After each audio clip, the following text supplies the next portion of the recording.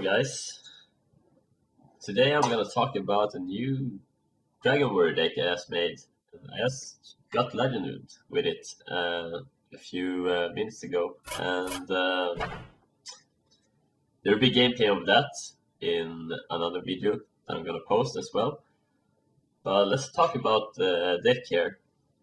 Recently, the fourth wing of One Night in Karazhan came out, and a few new additional cards came out, like Bookworm, that we have in the deck here, and Netherspite Historian.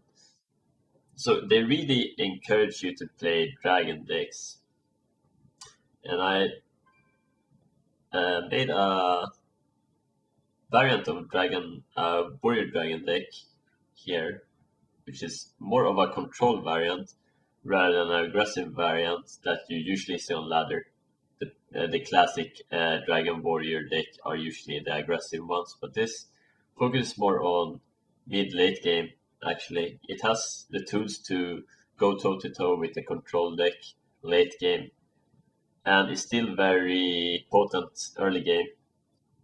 The difference between this deck and a regular control warrior deck is that you can actually go two paths. You can be the aggressor, and you can also be the defender if you like.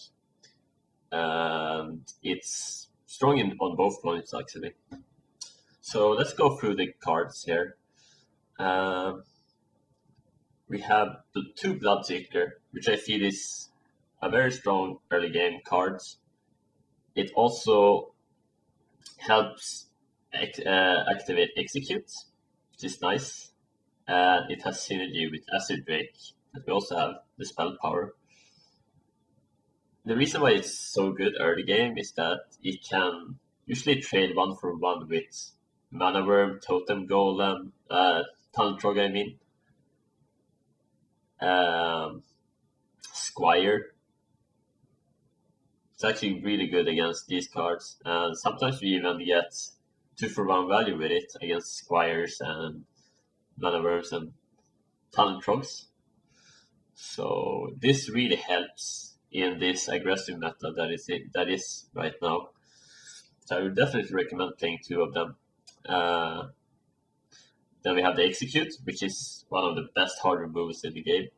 It is sometimes hard to activate it, the damage, but when you do have the Slam into Execute or Bloodseeker into Execute, you really create a really big swing turn, and you can deal with those big minions that are really hard to deal with otherwise. Then we have Shield Slam, which is probably the second best hard removal for Warrior. It is sometimes harder to activate than Execute. The way you activate it is through armoring up with your hero power, which can sometimes be hard to do with this deck, but mostly it's for shield block purpose. Sometimes it's not bad to just shield slam for 2. Sometimes it's necessary on turn 3 where you just armor up and shield slam, and it's totally fine against the early game. So I feel like this card is a very strong removal card to have in your deck. So I feel like it's a good choice right now in this deck. Then we have Explosive Champion, which is probably the best 2-drop in the game if you have a dragon in your hand. It deals with all the Mana Worms very effectively. Tantrogs, Squires, all the early game it crushes basically. So that's definitely one of the strong points with this deck, that it has such good early game. Then we also have the Fire Vorax, which also crushes all these options. So you have Iker, you have Exalted Champion, Fire Vorax, so most likely your early game will be destroying your opponent's early game. In most cases, because we have 6 really good cards against their potential early game. Then we have one of the new cards, Netherspite Historian. What I like about this card is that if you face a control deck, a lot of times you will actually get the option to get a 9-drop. A lot of the dragons you get to choose from is either a 4-drop. It can be, so let's let's see about the dragons you can get. You can get Fire Dragon. So this is a 4-drop, for example. Midnight Drake, Twilight Drake, Twilight Guardian, Hungry Dragon. A lot of them are 4-drops that you get. Sometimes Acid Bay. There's a lot of 6-drops as well. And most of the cards are actually high-drop dragons. All these dragons, 9 drops to 10 drops. So if you know you're facing a control deck, getting a 9-drop or a 10-drop might actually make you be able to outvalue your opponent late game even. And it's also flexible that you can pick against a more faster deck, aggressive deck. You can pick a 4-drop dragon a lot of times. Or if you want a 6-drop in the mid-game stages, that can also be a pick. So this card is very, very flexible. That's what I like about it. And also a 1-3 early game can come in handy actually. Then we play a Slam. A Slam is always nice. 2 damage, draw a card. That's a very good. It's like a Wrath with spell power if you decide to cycle it, and that's very powerful. You don't even need to have spell power with this to have the 2 damage. And sometimes you can just use it as a removal against a Sorceress Apprentice or Cult Sorceress. So it has a very flexible way of playing, and it's also a way to proc execute with. Then we have Bran. This card is very interesting because we actually have a lot of proccers. One of the best things I think we can do against control decks, what I've done a lot to win against other control warriors, is that I save Bran and another Spite Historian. Since we almost get a 9-drop or a 10-drop dragon, we get 2 of them with Bran. And that's usually the nail in the coffin against the control decks because I will have more steam than my opponent will. And usually I'm the aggressor in that matchup. So he will run out of removal eventually if you manage to do this combo. And you just get away with the win by doing that. Also we have the Bran Ravaging Ghoul combo. It combos slightly with Twilight Guardian and Alexstrasza's Champion. It buffs it to our 4-3. Twilight Guardian becomes a 4-6. We have the Acid Bay combo, so you draw 2 cards, which is super nice. Blackwing Corruptor, it procs twice, so it becomes a Fireball instead of a Frostbolt, the Battle Cry. So it has lots of flexibilities. The card is really nice. Now we have the Ravaging Ghoul, which is one of the best tools against decks like Sjow. A lot of times it's hard for Warrior to deal that 1 extra damage, and Ravaging Ghoul does help with that. So you should, if you play Warrior, you should definitely consider at least playing this 2 of them because it's really good. Then we have Shield Block. It is some kind of life game. It combines with Shield Slam. Very classic in control warrior decks. Twilight Guardian. We have 2 of them here. It's a dragon. It's a taunt. A 3/6 taunt. It actually stops a lot of aggressive decks on its own. This can just win you the game sometimes if you play it on turn 4 against aggressive decks because they can't handle it because it has such huge body. 6 damage is actually hard to deal sometimes for aggro decks.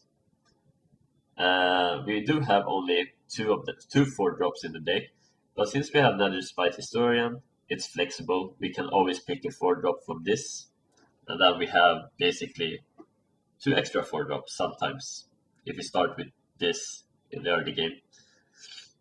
Then we have 2 Acid Drakes. That's some card draw, spell power. It's a very solid dragon, 5-drop. Blackwing Corruptor is probably one of the strongest 5-drops in the game if you have a dragon in hand. We have 1/1 Brawl because sometimes we get behind too much and we need to reset the board. So 1 Brawl is always nice to have, as well as that my opponent has to kind of play around it, and if he doesn't respect Brawl, you can get away with the win just by brawling one turn, where he has committed everything to the board. Bookworm, one of the new cards, actually really nice, mostly because it's a dragon. So it allows us to play. Usually we have this in your hand until you have a target with it, and you usually need to have at least one dragon in hand all the time with the Dragon Warrior deck, and this serves as that purpose. That it's very useful. It's very good when we can use it with the Battle Cry, but otherwise it just is the card that we hold in the hand for a long time, just to activate our other dragon cards. We have a Shilmo, which is one of the ways we have a mass removal effect in the deck. So it kind of serves like a Brawl in a sense. And it's also a defensive tool, Taunt, so it can protect you from weapons hitting your face, or it can be an aggressive tool as well. So it's very flexible. And it's a dragon, which is always a plus. We have Ragnaros. This is one of our only burst card in our deck. If you don't have Ragnaros, I could recommend playing a Grommash instead. I do like Ragnaros more because we usually use the Dud to Icker and the Slam early game. So it's kind of hard to activate Grommash sometimes. It's very nice. Except RNG in the card. Then we have Onyxia, which I feel like is the best 9-drop to play right now, because it does give you a lot of board tension right away. But Ysera gives you a lot of value over time.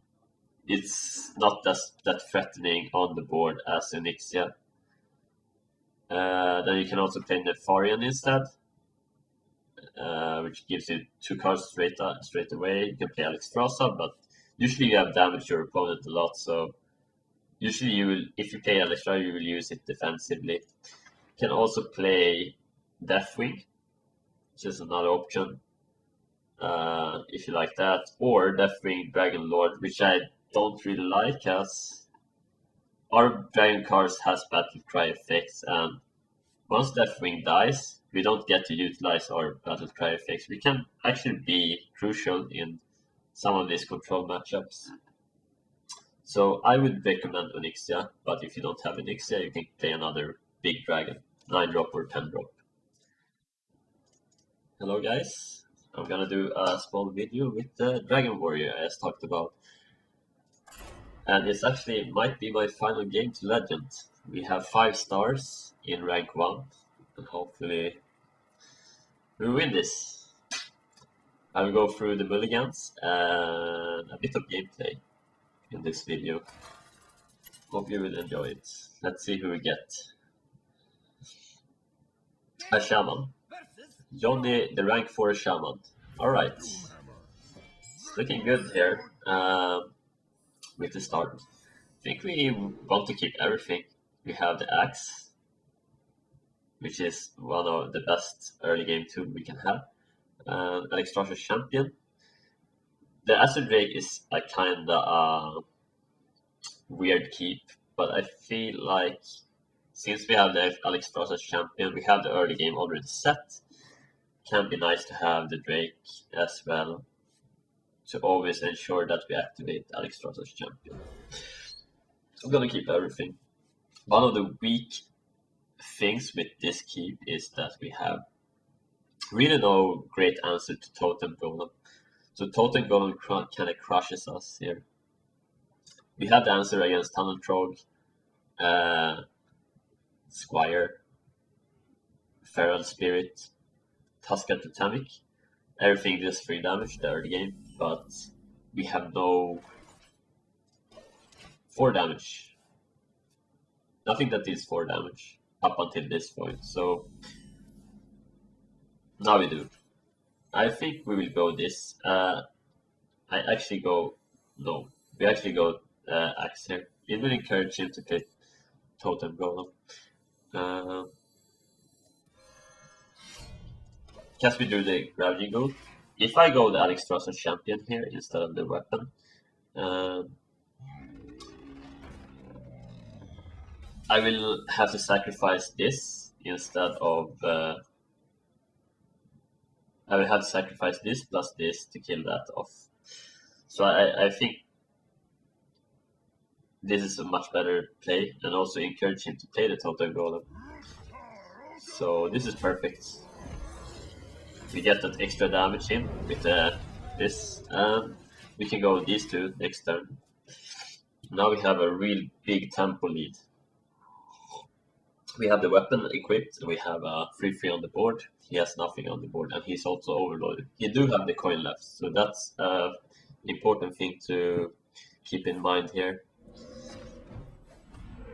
This looks like a slower variant of Shaman. Usually it's aggro, but since he could have coined out the totem goal. He decided not to. It's probably a more slow Shaman. Spirit Clone. This is one of the new cards. It's actually really cool. He rolled the 1 in 4. He decided to coin it out because he got that. That's a really good value. That's like the Shaman Fire War Axe right there. These might be too slow. That thing is kind of good though. If we get in trouble, and I feel like this is more of a mid-range one. If I know it's aggro, Twilight Drake is the better one to take. So next turn we're gonna play Acid Drake. We have no turn 6 play right now. So I guess we take this just to ensure to have a turn 6 play here. Yeah, I gotta kill this. So this gets debuffed. Also, you want to clear the totems because generally you want to clear everything. Totem the most because they can play Totemic. Not Totemic Might. They can play it like Flame Tang, which gets buffed. So any minions get buffed. So you want to play around Flame Tang, and also. I kind of forgot the name of that card. The 1 mana card that buffs your minion based on how many totems you have on the field. That might be a possibility that you might play. So having a clean board is always nice. Alright.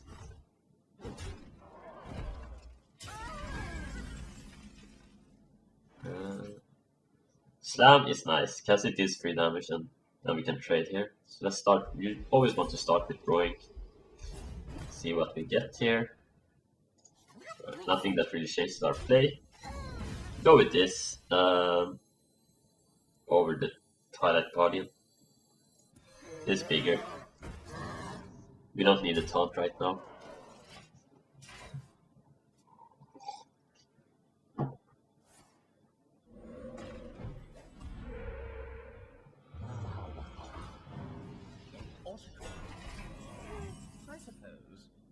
So Shilmo seems a little sketchy to play. It damages our board too. We can go shield block, start with shield block and then play this. And then we trade. How would we want to trade them? Actually, Shilmo might be the correct play. No, it's not. Let's start with this. Shield block.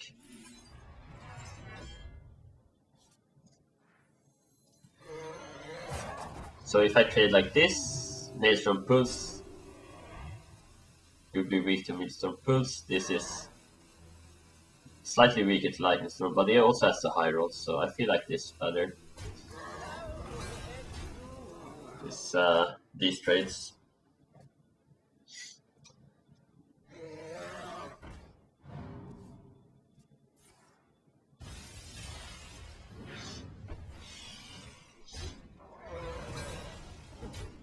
Alright, he almost stabilized here.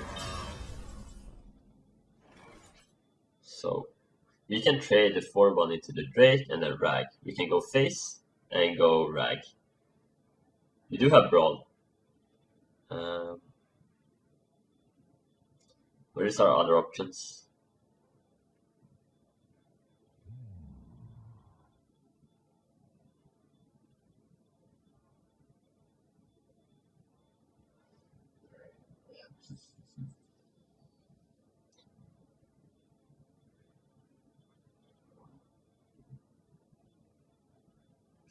Yeah, I feel like Face and Rag seems the best.